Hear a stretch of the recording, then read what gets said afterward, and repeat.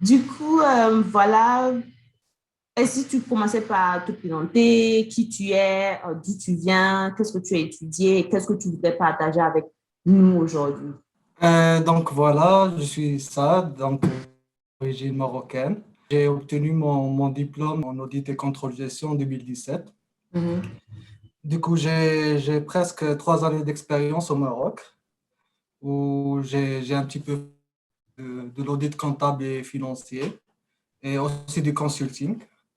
Et après cela, j'ai vu qu'il n'y a pas beaucoup d'opportunités d'évolution pour moi. Je restais stagné à un point. Et j'ai voulu faire de nouvelles aventures, un nouveau challenge pour moi, découvrir un autre pays. J'avais le choix entre la France et le Canada. J'ai choisi le Canada Mhm. par un petit peu toutes les opportunités qu'elle offre par rapport à la France, en tout cas de mon point de vue. Et donc, c'est ça. Maintenant, je fais une maîtrise en gestion de projet à l'UQAR. Je suis boursier aussi. J'ai eu une exemption pendant de ma maîtrise, pendant ces 2 années, en gros. Pourquoi avoir fait le choix de partir directement aux études au lieu d'essayer de travailler ici, ou c'était plus ça comme objectif, partir à l'aventure, retourner aux études et ensuite tâter le terrain, le marché de l'emploi? Alors, c'est vrai, ta question, elle est très pertinente parce que c'est vrai, j'avais ou bien continué les études ou bien chercher un travail. Quand j'ai demandé à des amis ici à Montréal qui font l'UQAM, par exemple, j'ai demandé, ils m'ont dit, par exemple, la majorité des gens qui ici, même immigrants, font des études après. On peut pas, c'est pas on peut pas, toi aussi tu connais ça, il favorise les gens qui ont un diplôme national, tu vois.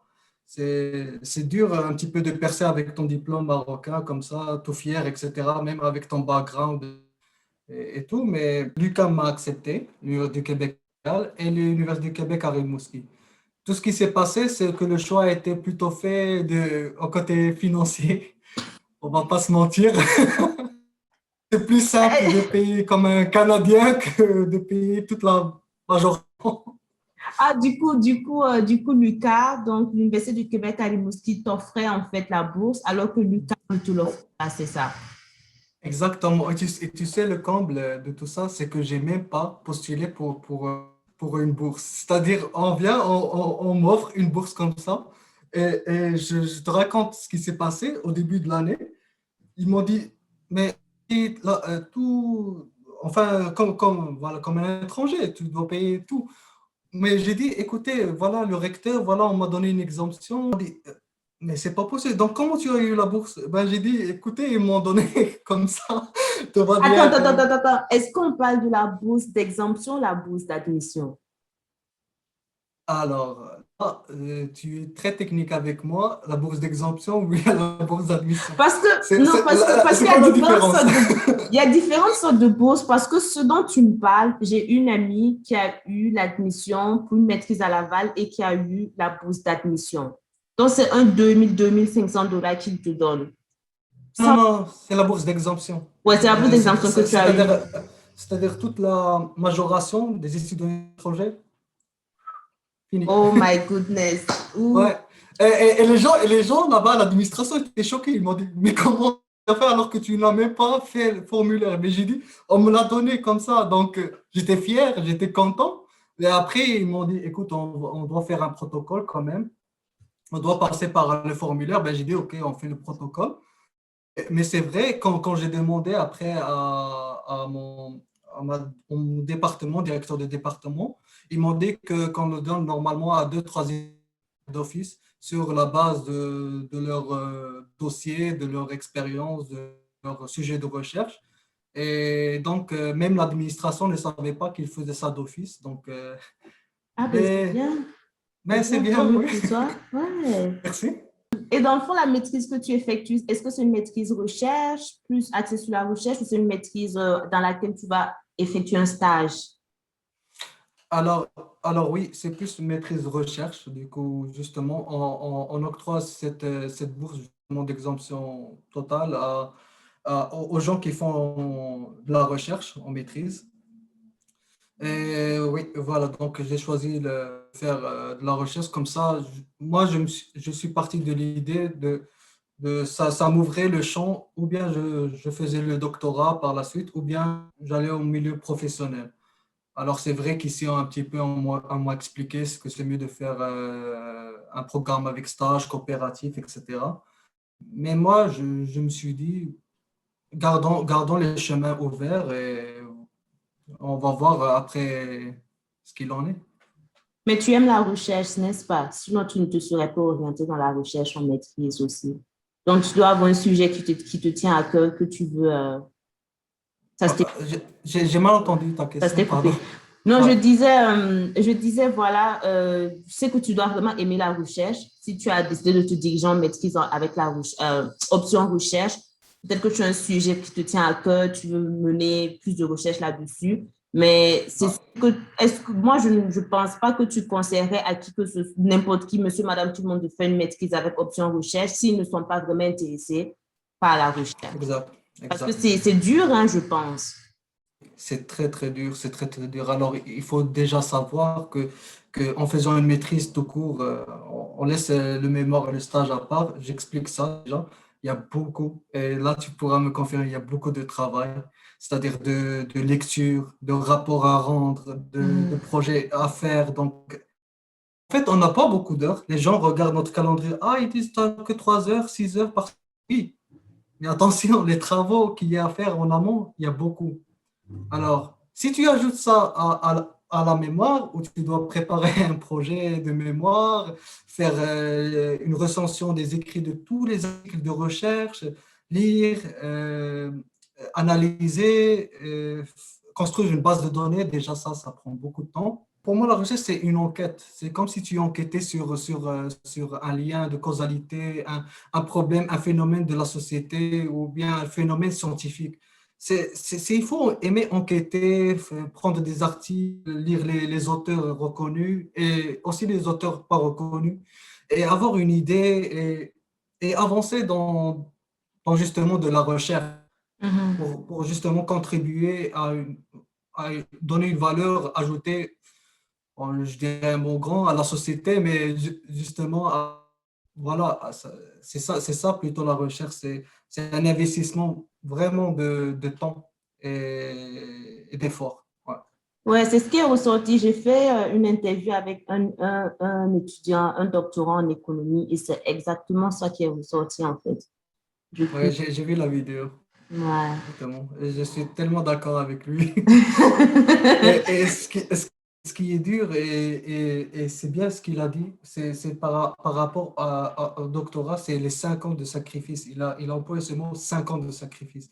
Les gars, si vous n'êtes pas là, dans votre tête, en mode guerrier, faire les 5 ans, sacrifier le temps, sacrifier l'argent que tu peux faire en privé, en public, etc., ne faites pas de la recherche dans cette route, sincèrement, parce qu'il y a beaucoup qui avortent, c'est-à-dire il y a qui font le première, deuxième année, après ils disent Eh, écoutez, je peux pas, je préfère travailler dans une entreprise, etc.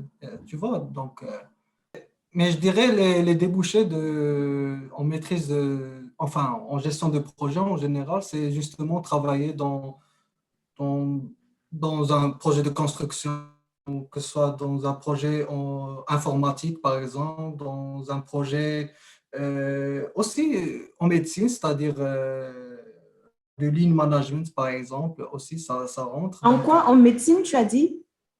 oui, oui, oui. En médecine, il y a de la gestion de projet. Moi aussi, je viens de découvrir ça, il y a de la gestion de projet en médecine. Alors, je ne sais pas après ce qu'ils font en médecine en gestion de projet, mais en tout cas, j'ai entendu parler de ça. Et c'est de la gestion de projet en mode lean, c'est-à-dire en mode d'amélioration continue, de performance, etc. C'est plutôt ça ce qu'il y a en médecine. Mhm. Je découvre en même temps que toi, mais c'est ça un petit peu. Donc ouais. Je pourrais pas en dire beaucoup, je ne vais pas spéculer, Non, c'est cool. mais ouais, je vous invite à taper sur Google déboucher gestion de projet et regarder ce qui sort. Est-ce que tu sais à peu près c'est quoi les salaires dans ton domaine quand tu termines tes études? Alors ça, oui. Alors ça, je peux répondre. Alors, c'est plutôt à partir de 50 000 dollars par an. Entre Avec 50 000 une maîtrise ou un bac? avec une maîtrise. Ouais. À partir de 50 000, bon, pour un jeune, c'est-à-dire qui vient de débarquer, c'est entre 50 000 et 70 000. Si on fait en heures dollars, ça fait entre 20, non, entre 30 et, non, entre 28 et 35 dollars. Voilà. Le- 28 et 35 dollars l'heure. Voilà, c'est ça. Mhm. OK. Et l'autre chose que je voulais savoir, OK, tu viens du Maroc, enfin, tu es parti dans une petite ville comme Rimouski, il fait froid là-bas. Alors, comment tu t'es, parce que je suis sûre que tu as eu des challenges pour t'adapter. Qu'est-ce qui t'a surpris par rapport au Québec, par rapport à Rimouski? C'est quoi les difficultés par lesquelles tu es passé? Comment tu les as surmontées? Alors, oui, pour ça, il faut préciser un truc. Là, on est en temps de Covid, c'est-à-dire que tous les cours sont à distance. Tant Mhm. mieux pour moi parce que là, je suis à Montréal. Ah, t'as un Et mot. donc, Oh, OK, OK. ouais. C'était quoi ta question? C'est par rapport à l'adaptation, c'est bien ça? Mhm. L'adaptation, est-ce que, je sais pas, tu as peut-être de la famille, des amis ici qui t'ont aidé? Bon, Ouais. c'est pas le cas, comment tu t'es réadapté? Alors je vais tuer le suspense. Je vais dire directement, c'est dur. C'est dur au début. Il ne faut pas dire, ah, le Québec, c'est beau, Montréal, c'est beau, le Canada, c'est beau. C'est pas les images qu'on a sur Google où tu tapes Canada, les forêts, la rivière, les beaux lacs, etc. C'est pas ça du tout. Donc, Ah, faut pas décourager les gens. non, Hey. mais c'est vrai parce que les gens, Hey. c'est vrai parce que les gens ont une vision du Canada en mode tout est beau. Mais les Les gens, rivières, machin, c'est vrai, ça existe. Il faut aller à Vancouver pour les voir. Mais sinon- ouais, mais c'est vrai, moi, par exemple, quand j'ai débarqué ici, au début décembre, il faisait 25 degrés au Maroc, à Casablanca. J'étais avec demi-manche, tranquille, chaud, bien à l'aise. Je suis sorti de l'aéroport et le premier ressenti que j'ai eu, c'est froid. C'est hyper froid. Et il faisait combien de degrés? Il faut faire attention. Moins 2 degrés. Et quand j'ai raconté ça à ma famille ici qui vit à Montréal, ils m'ont dit, mais ça, c'est rien, moins de... Ça, c'est chaud. Et les gens, mais sérieux, et les gens, je voyais en voiture, etc., débarquer avec des demi-manches, etc., à moins 2. Et moi, j'avais hyper froid avec ma blouse, etc. J'étais comme ça. Et c'est ça le premier ressenti. Les gens disent que ah, c'est Montréal, c'est comme j'ai dit, c'est des lacs, etc. Mais tu vois pas de lacs. Ah. Ah, tu couperas ça, par exemple. Non, je comprends tout à fait ce que tu as envie Ouais. de dire. C'est pas facile. Le deuxième truc, c'est la nourriture. Il faut savoir que ici, c'est difficile, par exemple, déjà de cibler quel supermarché y aller. Il y en a plein. Donc déjà, j'avais du mal à me cibler un petit peu sur quel supermarché y aller. Ça de un. Donc j'avais un problème de nourriture. Je ne savais pas comment faire et comment approvisionner. Et deuxième truc, c'était dur. C'était dur au niveau de la COVID, où j'étais confiné déjà 14 jours de quarantaine ici, où je ne devais pas bouger, je devais juste rester chez moi et faire un suivi par mail avec comment on appelle ça, santé. Bref, L'immigration. un organisme de la santé où je devais faire un suivi Attends, avec comment eux. tu mangeais alors? 14 juillet. Justement, la chance parce que j'ai de la famille ici qui venait par exemple m'approvisionner et ensuite des amis qui veulent me donner des trucs, par exemple, comme ça, tu vois, je disais, ouais, je veux une pizza et ils me disent, ah, écoute, je vais te la ramener ou bien Uber Eats, etc. C'était comme ça. Et je dirais c'est dur parce que déjà, je suis venu en plein hiver, c'est-à-dire il faisait froid, c'était pas beau, il y avait beaucoup de neige, etc. Et ensuite, je connaissais pas beaucoup de monde. Je connaissais un ou deux amis ici et de la famille. Mais socialement, j'ai pris un gros coup. Je suis passé au Maroc où j'avais des amis, de la famille, des gens avec qui sortir. Même en temps de Covid, faut être réaliste. Et ici, où tu restes juste chez toi, où quelquefois tu vas avoir un ami ou bien ton deuxième ami, etc. Non, la vérité, j'ai ma petite sœur aussi qui vient d'arriver. Elle est arrivée en janvier 2021. Mais franchement, je me sens trop mal pour elle. Je lui ai dit parce que tu ne vis pas la vie d'étudiante qui est excitante, qui est intéressante là. Parce que le fait de rencontrer des gens, tout ça, ça rend la vie universitaire tellement chic. Et elle va pas connaître ça. Franchement, je me sens mal pour les personnes qui viennent en études en ce moment-là parce que c'est dur. Toi, en plus, Ouais, même des amis, de la famille, mais imagine les gens qui n'ont personne, personne, personne.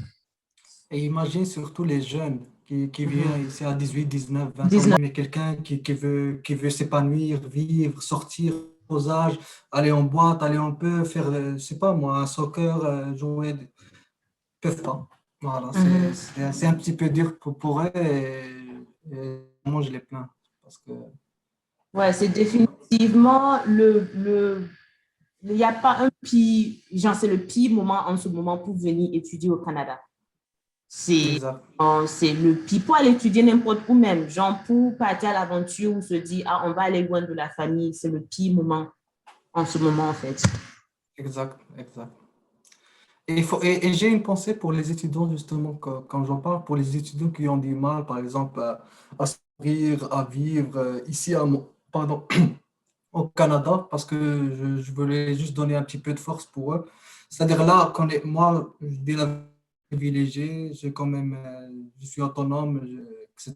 Mais il y a des gens qui ont du mal à se nourrir en tant qu'étudiant parce qu'il n'y a pas de job, la situation de Covid elle est difficile, en même temps ils ne peuvent pas sortir. Bref, c'est très difficile pour eux et je leur envoie un peu de force et voilà, parce que sur YouTube. Bon, en tout cas, moi, j'ai fait le tour de toutes les questions que j'avais pour toi. Voilà, j'apprécie vraiment encore une fois ton temps. Je te remercie beaucoup. Je sais que c'est samedi après-midi, les 17 heures. Tu aurais pu faire quelque chose de plus intéressant, plus passionnant qu'être avec moi ici à faire une vidéo. Donc, merci beaucoup. Je ne sais pas si Merci à toi. tu as autre chose. Sinon, ben, voilà. Ben, je dirais courage à tous les gens qui sont ici, qui font les études pour valider, pour réussir. Et je donne de force pour les gens qui postulent à venir ici et à faire une nouvelle aventure et à étudier. Étudier. Ouais. En tout cas.